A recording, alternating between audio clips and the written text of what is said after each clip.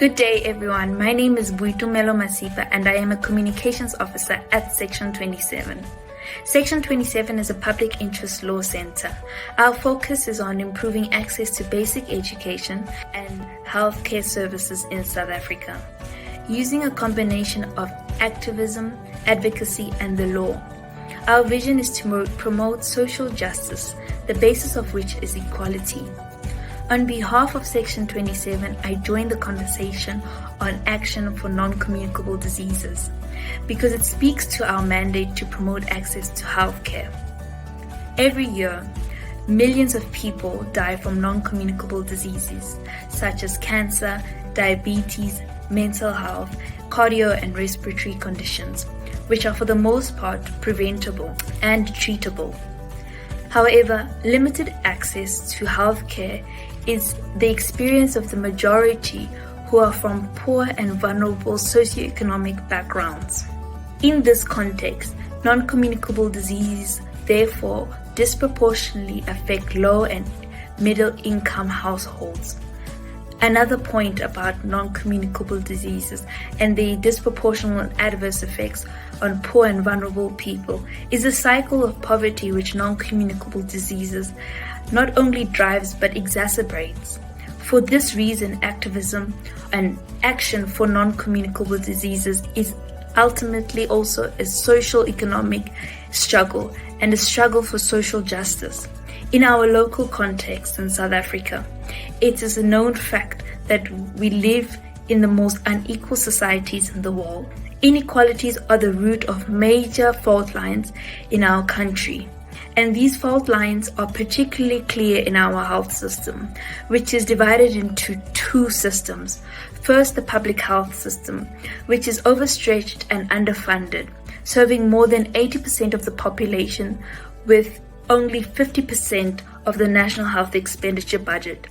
Then we have the private healthcare system, which serves a fraction of that population, about 17 in 100 people, but benefits from roughly the same percentage of the national health expenditure. This unequal resourcing for health leads to unequal health outcomes. Access to equal and quality, comprehensive health coverage is overdue in South Africa.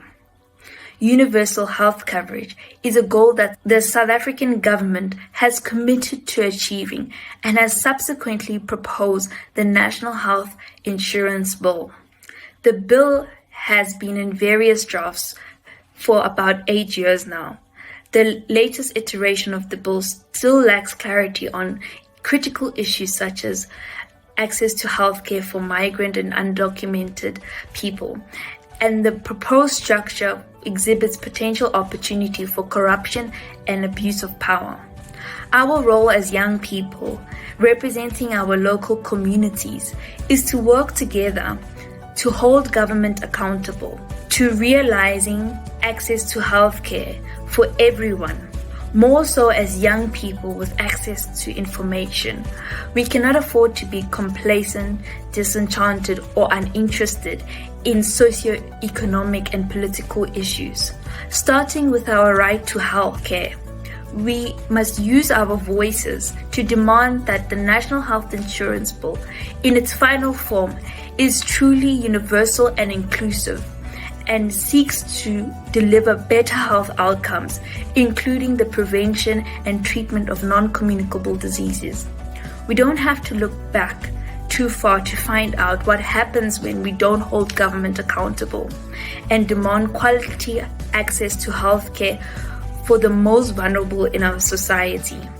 It is only 2 years ago when Section 27 represented the families of Life Isidimeni mental health care users who suffered and died under the Gauteng Department of Health Marathon Project, a project which resulted in an epic disregard and gratuitous violation of fundamental human rights.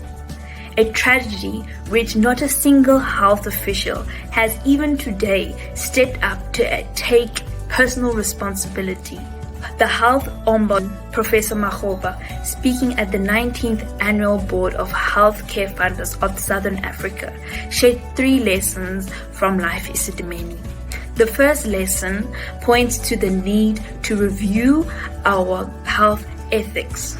The second lesson from the Life Esidimeni points out our history of denialism, denying the real issues and the full extent of issues. We saw it with HIV and AIDS, we saw it with Life Esidimeni. The third lesson Prof. Makgoba highlights is corruption. Regrettably, corruption in health remains prevalent.